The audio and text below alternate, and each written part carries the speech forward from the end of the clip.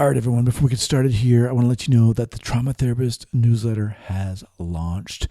When I first started the podcast several years ago, I was commuting, driving, spending so much time driving, thinking about my clients, wondering what the heck I was doing, realizing I didn't know what I was doing, but I was always listening to podcasts, and not just mental health podcasts, but other podcasts, but about people doing incredible things. And it really inspired me to get the podcast going, to get Trauma Therapist Project going.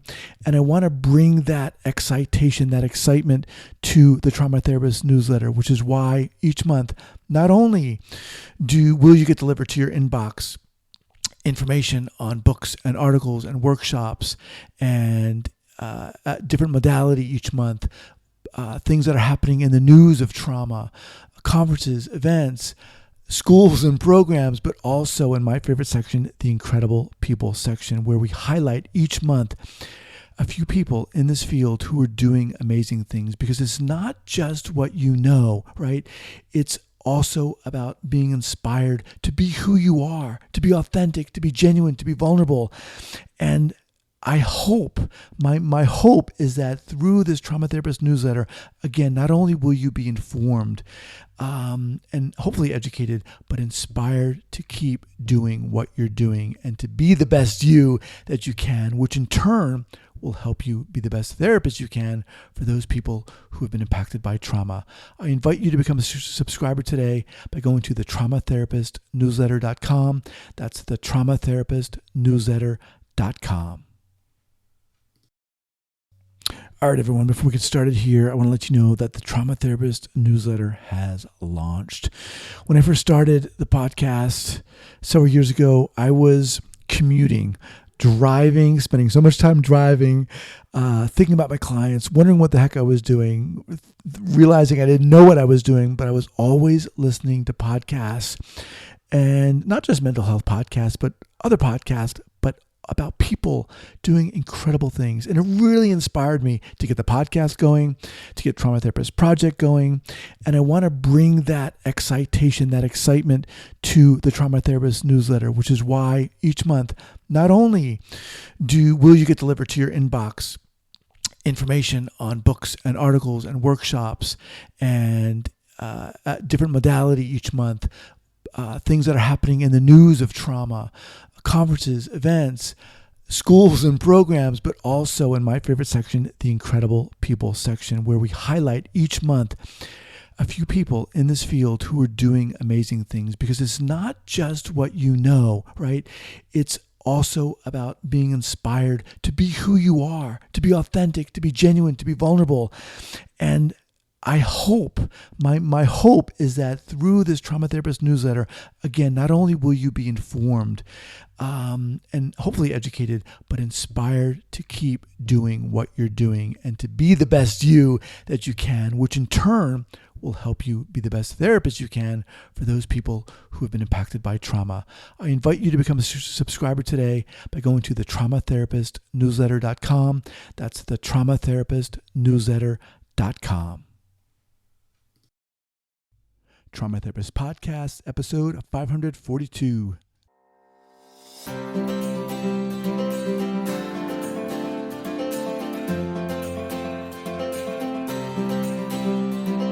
All right, welcome back to the Trauma Therapist Podcast. My name is Guy McPherson. My mission is to raise the awareness of trauma and to support and inspire new trauma therapists just starting out on the trauma-informed journey. I do that with my membership community, Trauma Therapist 2.0, my online courses and workshops, and the Trauma Therapist newsletter. If you're a therapist of any kind and you work with individuals who've been impacted by trauma, I invite you to head on over to my website at thetraumatherapistproject.com. That's thetraumatherapistproject.com. All right, let's get started. All right, you ready to do it? I'm ready if you are. All right, Jan, here we go. So let me just make sure we're recording. Bada bing. All right. So 5, 4, 3, 2, and 1. All right, folks, welcome back to the Trauma Therapist Podcast. I am very excited to have as my guest today, Jan Hopkin. Jan, welcome. Thank you for having me. All right. So Jan is a professor emeritus of psychology at Portland State University, clinical psychologist, author, and documentary filmmaker. Jan has published extensively in the areas of psychoanalysis and feminism, the history of psychiatric diagnosis, the psychology of storytelling, group responses to violence, and the dynamics of social change.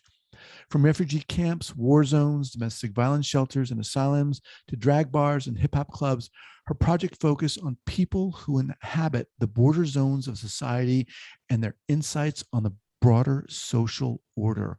Wow. I read that and I was like, I mean, first of all, it's a great intro because it's very succinct, but it is just supercharged with really a lot of what I hope this podcast is about. Anyway, thanks so much for doing this. Welcome. Thank you. All right. Before we get going here, Jan, share with our listeners where you're from originally and where you are currently. I grew up in Seattle and ended up here after graduate school in Portland, Oregon, initially at Oregon Health Sciences University, Department of Psychiatry, and then have been at Portland State University was on the faculty for 35 years, retired 2011, so I'm emeritus now.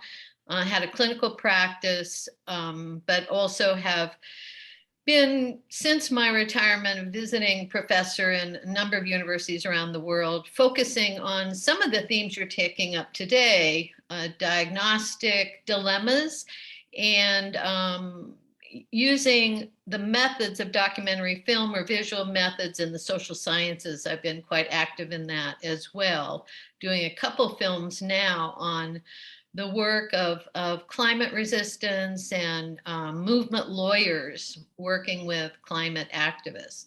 What's movement lawyers? What are movement lawyers? These are attorneys that defend climate activists working on the front lines, many of them using the necessity defense, which is controversial in the law, where you engage in a form of civil disobedience to disrupt the oil industry. And the aim is to plead not guilty, go to court, get a jury trial to be able to plead the case of the climate emergency. I see. So this is another area of kind of the frontline work that I've been interested in. And of course, now it's upon all of us on the front lines of a climate emergency. Okay. Your documentary, one of the documentaries, is called Mind Zone, and that follows therapists with the 113th Army Combat Stress Control Detachment. I'm just reading from the website here. As they carry out two conflicting missions, protecting soldiers from battle fatigue and keeping these same soldiers in the fight. Your book is called Psychiatry, Politics, and PTSD, and we'll have both those links up here at the show notes page at the traumatherapistpodcast.com. Jan, before we get into the specifics here, how did you get into this interest, specialization of trauma, PTSD? Share that journey with us. Well, my first career was as a psychiatric nurse. And during the 1970s, many of us in psychiatry identified with what was called the anti-psychiatry movement, which was a bit of a misnomer because many of us worked in the field of psychiatrists and included psychiatrists and mental health workers who were critiquing the medical model, the way diagnoses were used in the context of the Vietnam War. There were a lot of veterans involved addressing the issues of trauma related to the war. Women were coming out and critiquing the medical model, over pathologizing women, particularly in marginalized groups. And trauma emerged as a very powerful construct at that time to challenge the medical model, to argue that much of what had been defined as personality disorder, psychotic disorders, or in the area of anxiety disorders, were reactions to assaults, in the case of the rape survivor movement, assaults in the area of war situations in the context of warfare. So this was a really powerful movement. And at the same time, I began to become critical of the overexpansion and the cost of overuse of the trauma model. And so perhaps we can talk about that as well. But it was a very important movement at the time. Partly it was a movement against the overprescribing as well, because the thinking at the time was trauma survivors require more care, more careful listening, because the memory of traumatic events can be scattered or incoherent. So it called for a more patient, careful mode of listening. That initially medications were counterindicated. So in the context of that movement, I became very involved in a number of campaigns that argued for an expansion of the concept of trauma, particularly, of course, around recovered memories of child sexual abuse. But by the late 20th century, the trauma therapy movement had taken a turn that worried me. Okay. So there's a lot of interesting avenues we can go down here. Let's talk a little bit about that. And I know we could do several episodes on everything you got going. I just covered 30 years. You did, yeah. Okay. But let's talk a little bit about that. What you're talking about right now. Why did it worry you? Well, alongside my field research and scholarly line of my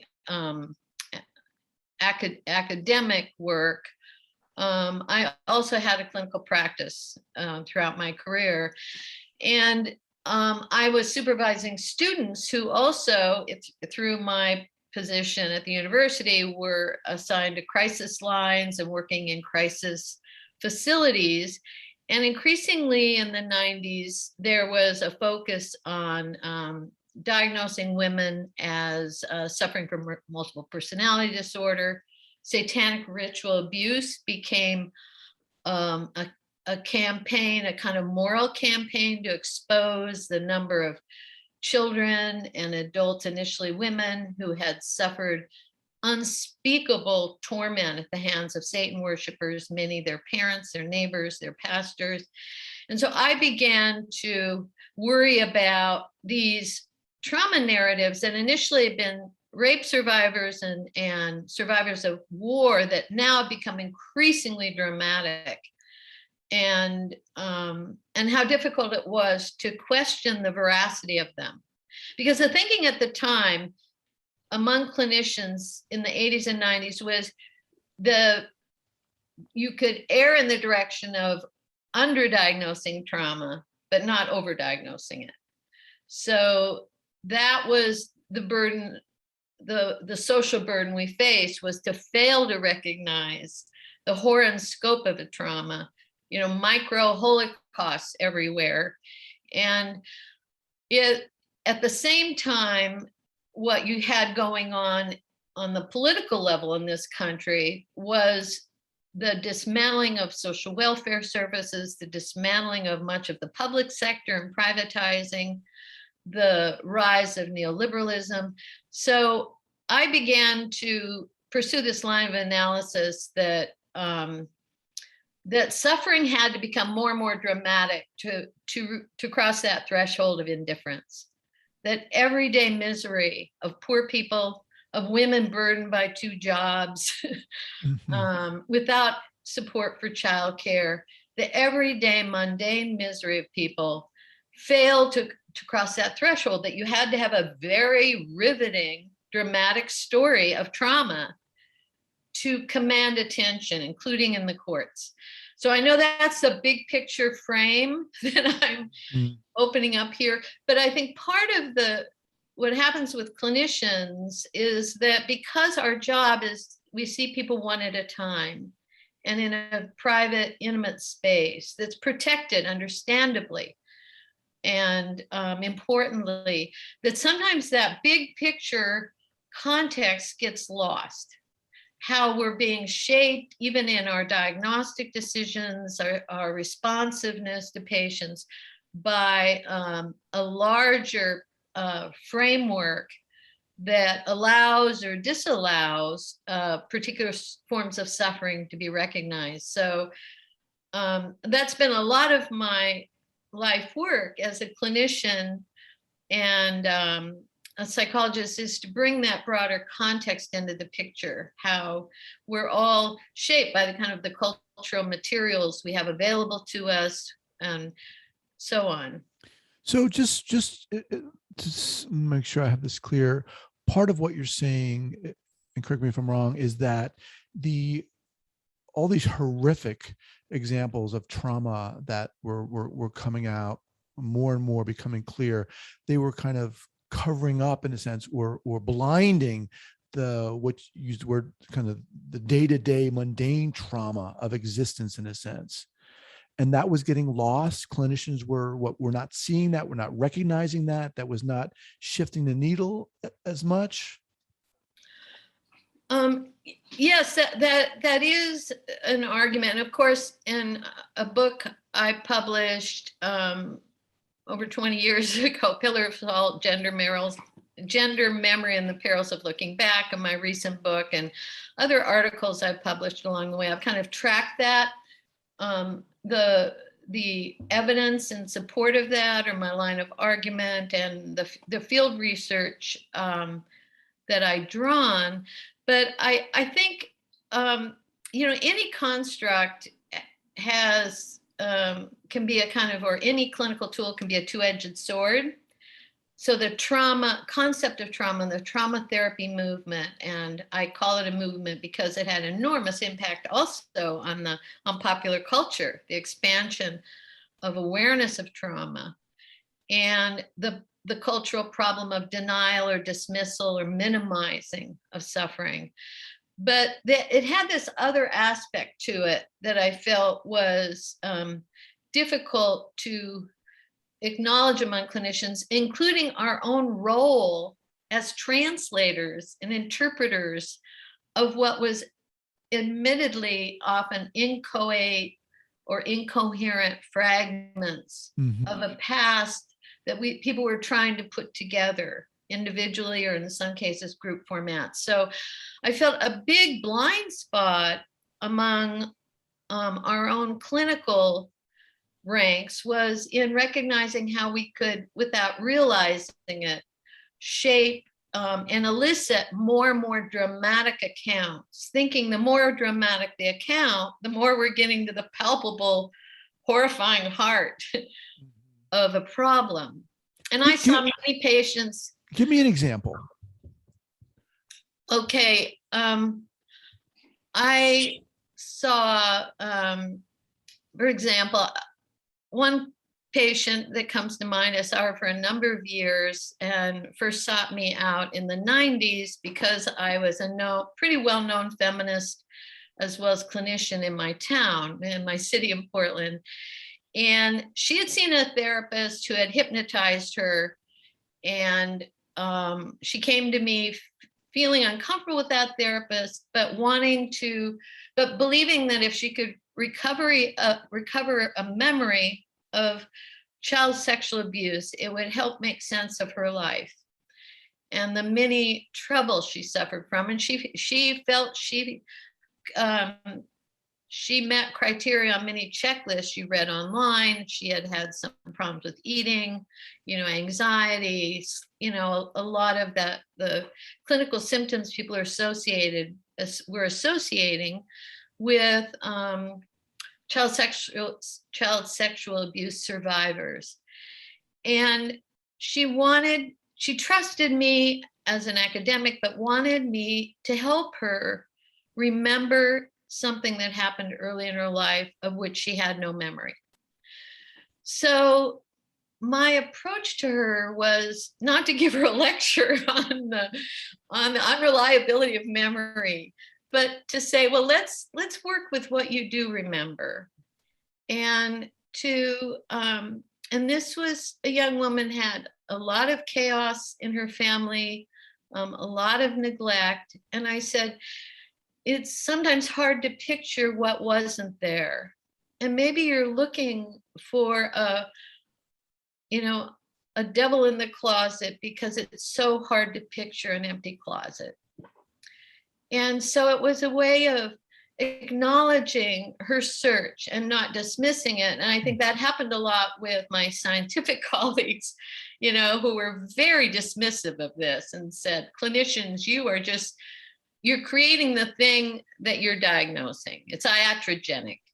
And I said, but there's something going on here we need to pay attention to. It's not sufficient, and it's oppressive to just dismiss faulty memories. But there are ways of working with these situations. And I remember another patient of mine who recalled being slashed across his chest by his father as a child.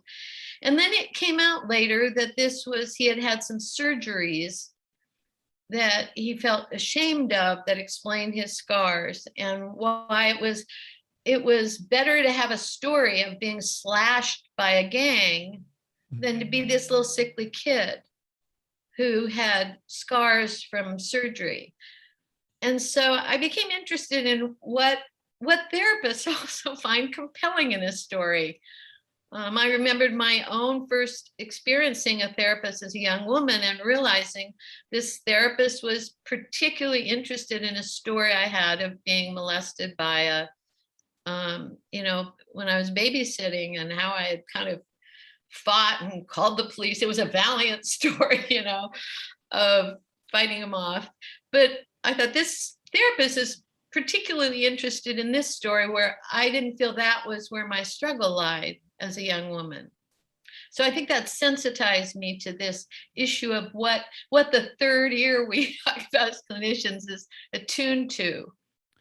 Interesting. It's interesting talking to you, because I feel like you're putting you're opening a door that few, certainly I haven't had a conversation like this. It feels like a very different conversation, where you're really looking at trauma, how therapists view trauma, how society views trauma, specifically. And yeah, it's very interesting to me. There's another aspect to the work, the clinical work of trauma therapy that I'd like to address, and that is the question of, and this was something I became sensitive to as a young activist psychologist, was the right to a certain amount of authorizing your own diagnosis. So if a therapist says you have a histrionic disorder, or you're suffering from a certain kind of depression, that's a clinical, it's a clinical authority the therapist has. But I came out of a period where the patient also has, in a sense, authorized that and own it, and it has to make sense to you as you work together and understand the nature of your problems. And I'm very careful about who I identify as a trauma survivor.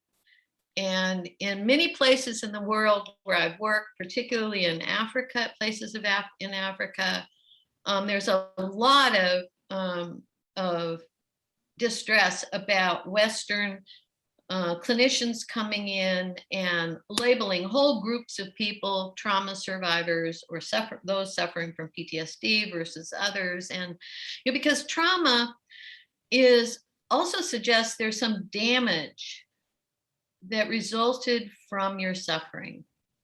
And a lot of marginalized groups who've endured tremendous suffering, including Native American, Black, and Latina people, Latinx people, communities I've worked with, they talk about trauma, but they don't self-identify as a group with PTSD or many of the clinical concepts we use, because there is such a burden of being seen as damaged.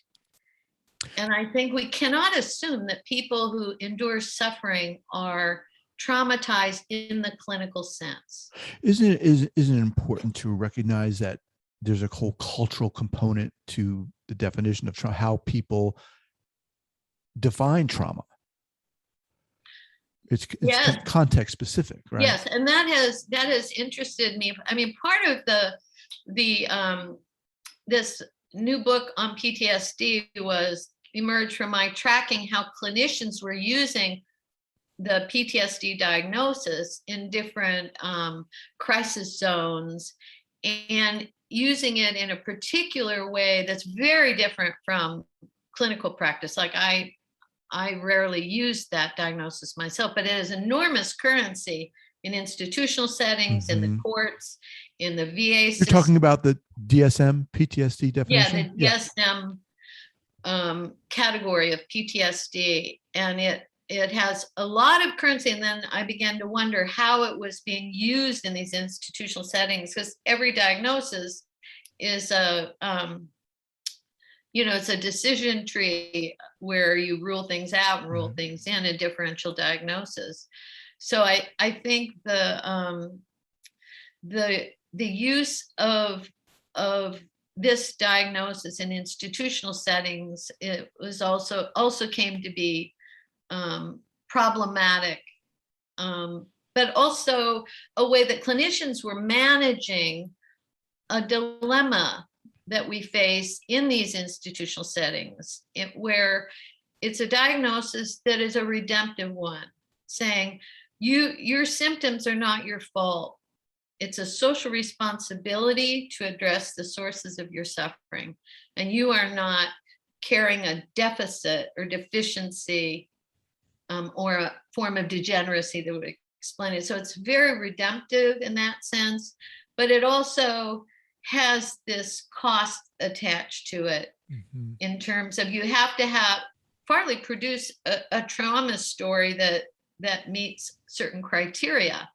And many of the experiences people had when I was in Afghanistan, and then meetings at the VA and afterwards and following that story, a lot of what veterans struggle with, even in war zones, is not a discrete event in a firefight. It's a much more pervasive set of issues. And I hope that your viewers and listeners check out Mind Zone Therapists Behind the Front Lines in the context of now winding up this forever war in Afghanistan, because I was also trying to follow there the lessons of mental health practices in the context of warfare, particularly when the mission isn't at all clear. You're referencing the documentary film you did, right? Yeah. Again, I'll have that linked up here at the show notes page. Jan, what definition do you use for trauma? How do you define trauma? All right. I am thrilled to have as our sponsor today, Somatic Experiencing International. Do you want to transform your ability to resolve trauma for your clients? The Somatic Experiencing Professional Training is a dynamic CE certificate program designed to train you in resolving your client's trauma or chronic stress for good. Developed by Dr. Peter Levine, Somatic Experiencing is a potent psychobiological, evidence-supported approach to resolving trauma symptoms. Offered by SCI, this program enables you as a practitioner to empower your clients to learn tools that develop resilience and manage stress long term. SCI's educational model is highly experiential and offers you skills that can be quickly integrated into your professional practice. As a Trauma Therapist podcast listener, I am very excited to offer you complimentary access to SCI's basic webinar. Visit traumahealing.org/traumatherapist before November 30th, 2021 to redeem this offer. Once again, visit traumahealing.org/traumatherapist to get access to SCI's basic webinar.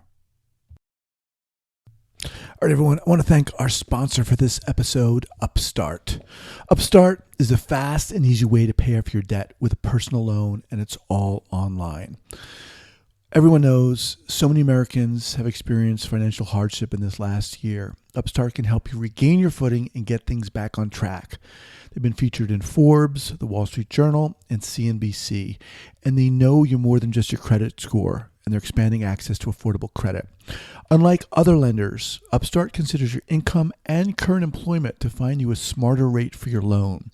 Whether it's paying off credit cards, consolidating high-interest debt, or funding personal expenses, over 500,000 people already are using Upstart to get one fixed monthly payment. With a 5-minute online rate check, you can see your rate upfront for loans between $1,000 to $50,000. Find out how Upstart can lower your monthly payments today by going to upstart.com/the trauma therapist. That's upstart.com/the trauma therapist. Don't forget to use this URL to let them know I sent you. Loan amounts will be determined based on your credit, your income, and certain other information provided in your loan application. Once again, go to upstart.com/the trauma therapist. All right, everyone, I want to thank our sponsor for this episode, Upstart. Upstart is a fast and easy way to pay off your debt with a personal loan, and it's all online. Everyone knows so many Americans have experienced financial hardship in this last year. Upstart can help you regain your footing and get things back on track. They've been featured in Forbes, the Wall Street Journal, and CNBC, and they know you're more than just your credit score, and they're expanding access to affordable credit. Unlike other lenders, Upstart considers your income and current employment to find you a smarter rate for your loan. Whether it's paying off credit cards, consolidating high-interest debt, or funding personal expenses, over 500,000 people already are using Upstart to get one fixed monthly payment. With a 5-minute online rate check, you can see your rate upfront for loans between $1,000 to $50,000. Find out how Upstart can lower your monthly payments today by going to upstart.com/the trauma therapist. That's upstart.com/the trauma therapist. Don't forget to use this URL to let them know I sent you. Loan amounts will be determined based on your credit, your income, and certain other information provided in your loan application. Once again, go to upstart.com/the trauma therapist. All right, I am thrilled to have as our sponsor today, Somatic Experiencing International. Do you want to transform your ability to resolve trauma for your clients? The Somatic Experiencing Professional Training is a dynamic CE certificate program designed to train you in resolving your client's trauma or chronic stress for good. Developed by Dr. Peter Levine, Somatic Experiencing is a potent psychobiological, evidence-supported approach to resolving trauma symptoms. Offered by SCI, this program enables you as a practitioner to empower your clients to learn tools that develop resilience and manage stress long term. SCI's educational model is highly experiential and offers you skills that can be quickly integrated into your professional practice. As a Trauma Therapist podcast listener, I am very excited to offer you complimentary access to SCI's basic webinar. Visit traumahealing.org/trauma therapist before November 30th, 2021 to redeem this offer. Once again, visit traumahealing.org/trauma therapist to get access to SCI's basic webinar. I use a definition that depends on the context, how I use the term. And so I try to follow what's going on in the situation. I've been sensitized to how it's used, the currency of the term. So I will usually start with something like suffering, or something is distressing, overwhelming, more descriptive. When I listen to people, either in a documentary setting, field research, or my clinical practice, I don't introduce that term because I think it conveys damage, enduring damage. And I think it's been part of the clinical, the medicalizing or the pathologizing of suffering and emotions attached to suffering in general. Like over the past year and a half with this horrific pandemic, there's been enormous suffering. not evenly distributed, of course, but Mhm. it's not, for the most part, trauma. And Because because I think with trauma, there is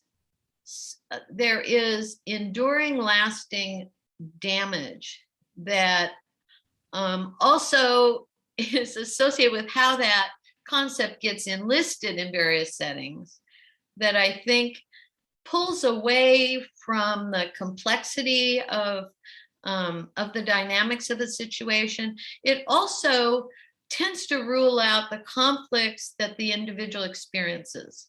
mm. So, um, You mean the inherent day-to-day conflicts that one I think experiences? even the conflict, like Freud was, of course, in error on many points, but wrote some very insightful commentary and actually provided testimony after World War I on shell shock in soldiers.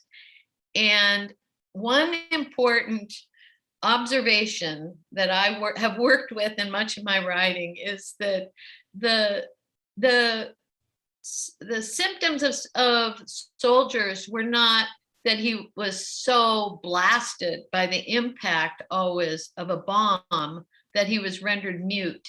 It was often the conflict with his own superiors Mm. that led the soldier to be mute or fail to lift his arm, because if you can't lift your arm, you can't pick up a gun to shoot.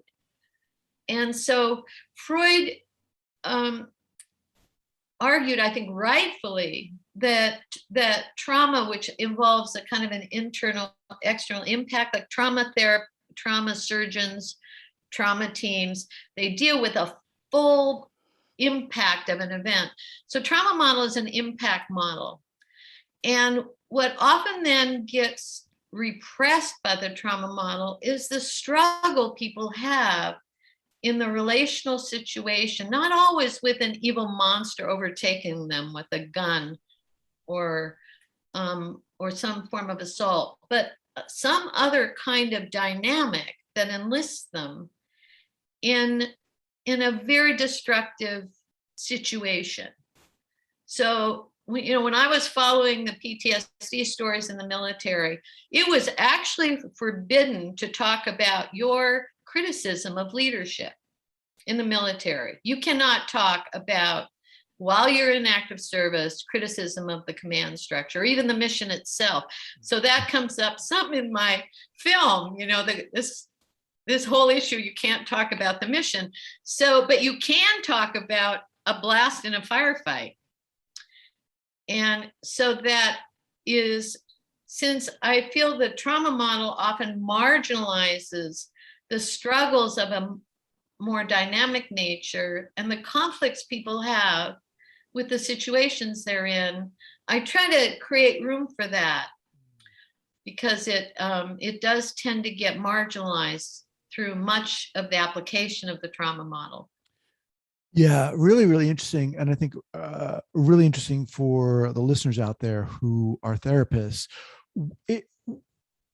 What is your message to people who are listening to this, who are therapists, who are trauma therapists, who are working with people who've been impacted by trauma? What are you saying to them? Well, the old saying, if the only hammer you have, the whole world looks like a nail. Yeah. Well, I think it's like being I'm a psychoanalytic psychologist, and there are very crude Freudians, and it's easy to poke fun at them. I think there are crude trauma therapists who just see trauma everywhere and they don't see anything else. And I don't think they should be practicing, because there are many, many people who suffer who are not traumatized in the clinical sense. So I think having a more nuanced, variegated way of looking at human suffering, to have a lower threshold for what registers clinically, anxiety and the symptoms of anxiety and depression, and the in some ways overlap indistinguishably from PTSD. Mm-hmm. So why are we more promoting PTSD than depression or anxiety, kind of the everyday garden variety troubles that for much of my early career was what we focused on, including, feminist therapists. Why are so many women depressed? And what about our ordinary, the ordinary everyday experience, what we call the housewife syndrome, when I was in early psychiatric nursing. And it's not trauma, it's kind of the repression and the oppression of possibilities. And I think a lot of young people are worried about the world, about the climate crisis. That doesn't mean they're traumatized. Mm-hmm. It means they're worried and they're upset. So I think we need to have a larger emotional vocabulary. And that's basically what we do as clinicians. We give people a broader vocabulary. It's kind of emotional education, what we do. And so if we only have a crude, limited vocabulary, we can't speak to the broad range of distressing experiences people have. And I think we impair them rather than equip them to deal with the problems of the world. Just remind everyone that I'm speaking with Jan Hocken, Professor Emeritus of Psychology at Portland State University.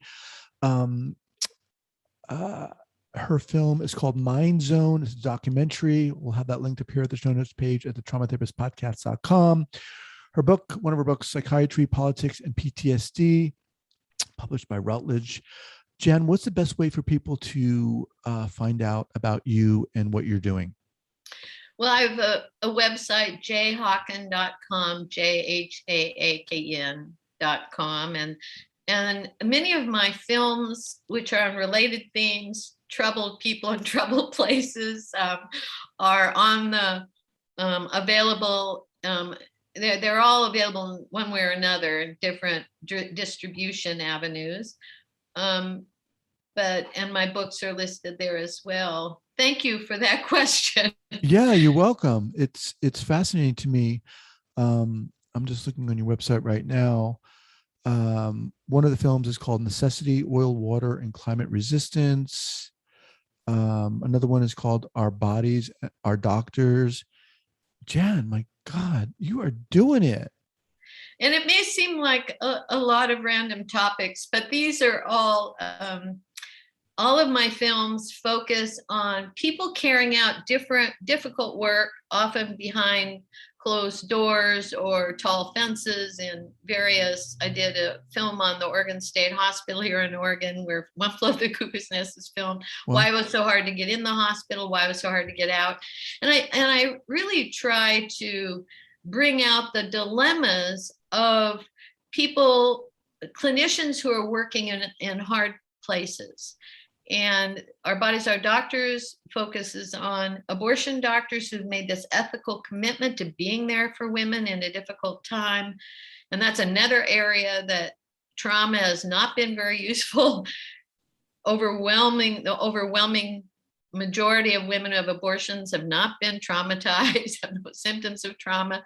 And it's interesting because the anti-abortion movement has made a great deal of linking abortion to trauma, when actually giving birth is much more associated with clinical syndromes and clinical symptoms than abortion.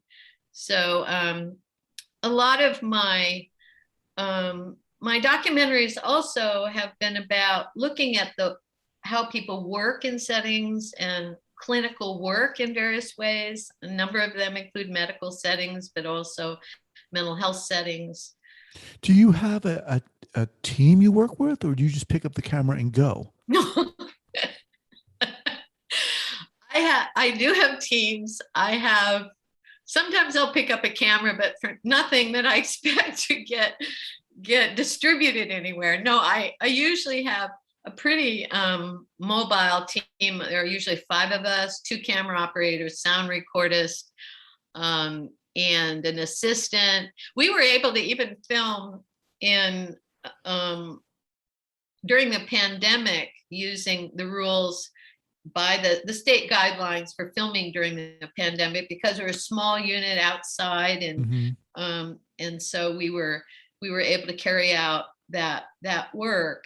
But I think also the way in which particularly there's a lot of focus on Native leadership in the climate movement, and the experience of trauma that Native people have suffered throughout the history of this country, that is also emerging now in terms of leadership in the climate movement, and how Native people have preserved a sense of self, of personal and collective integrity. The concepts of resilience have interested me, where I know you can sometimes bounce from trauma to resilience in a way that escapes too much from the trauma side of the equation. But I've learned a lot from Native activists over the last few years carrying out these projects, and how people who suffered a great deal can also teach us a great deal as we move forward and try to find a path out of the climate crisis that is overtaking us. Interesting. What are your thoughts on, there are a lot of different trauma treatment modalities out there. When you were becoming educated and got really interested in trauma, what did you study? What did you find helpful in terms of treatment?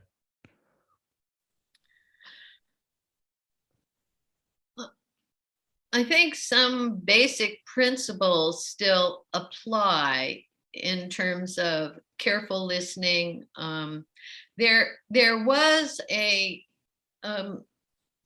There is a tendency among psychodynamic clinicians, and I am one, I am a psychodynamic clinician, to focus too much on the disturbing traumatic event, what we call the bad objects, in psychodynamic thinking. We're all inhabited by good objects and bad objects, and we draw on them over time. And if the bad representations of destructive people in the past predominate in the inner world over the sustaining representations of people and care, then we're haunted by and sometimes perpetuate our own misery, because we're ruled by these kind of what Native people call the bad spirits, the malevolent spirits.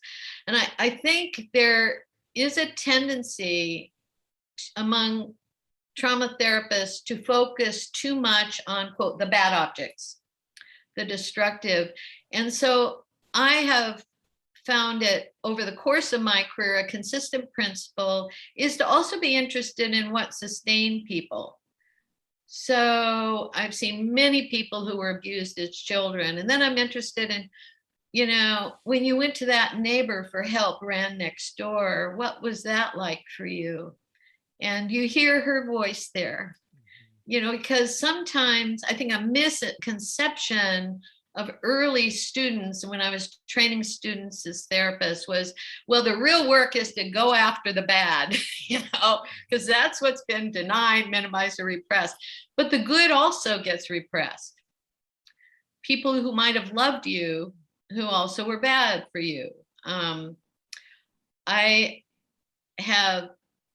remember one patient of mine who had clearly a mother who was manic depressive and flagrantly psychotic in manic phases, and a chaotic childhood. But this patient had a wonderful sense of humor and a kind of liveliness, and often was late for sessions, but had a damn good story to tell when she got there, And we started talking about her liveliness being a bit of her mother's mania, and how exciting her mother could be. And yet how horrifying it was when she went over the top, And I think that if there's one principle I hope my students would hold on to, is just don't be too seduced by the dark side, because it's kind of attractive in this reverse logic way, because we're used to thinking of the dark side as what we need to attend to.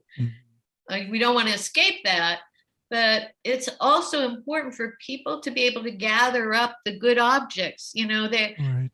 Whoever you see has managed to live in the world before they got to you. Right. Some form of care. I also think, and I'm curious what you think too, as a clinician, there's this joy of investigation, of discovering. That's it. I see it. That's where it is. Now I can apply what I've learned, with all the workshops I've gone to, all the books I read, I can do the work now. Because what you're talking about here, the person has begun their healing process long before they walked into your office.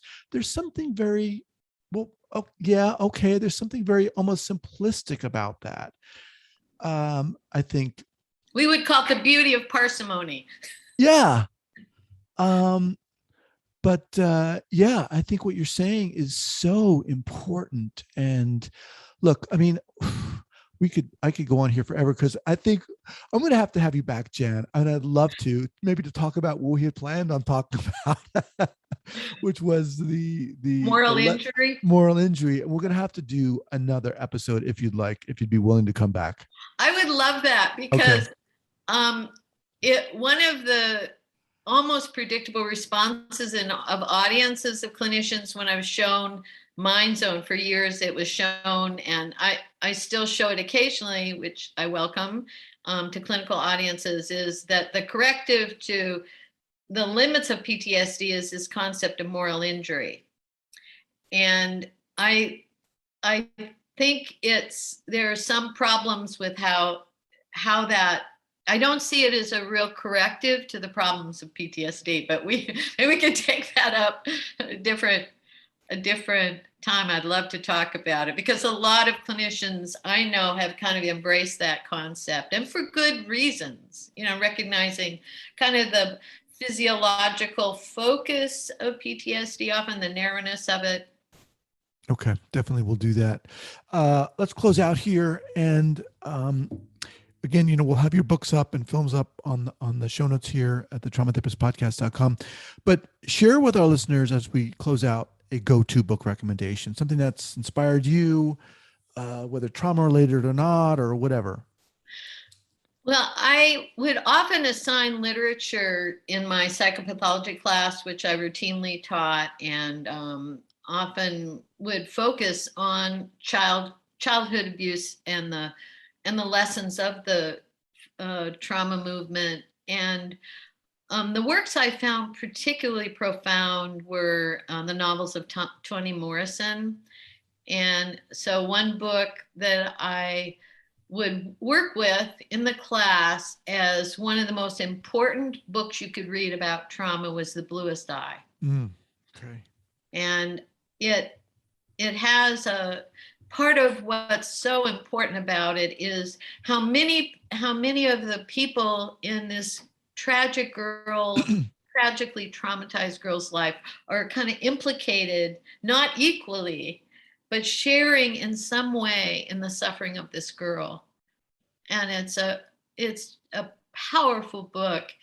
And I think clinicians often would benefit from reading more literature than clinical texts on trauma. There's particularly women authors, people of color have produced a rich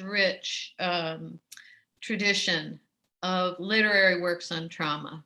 Awesome. The Bluest Eye, Toni Morrison. Before we go, look, you're amazing. I mean, you're so inspiring, really, all the work you're doing.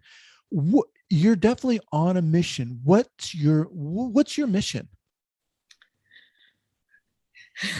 I grew up in a missionary family where we were all called to the mission field. So I sort of pull back at that. Plus there was all that talk about the mission in the military and no one knew what the hell the mission was. So those are my first two free associations with that. But I'm a teacher at heart.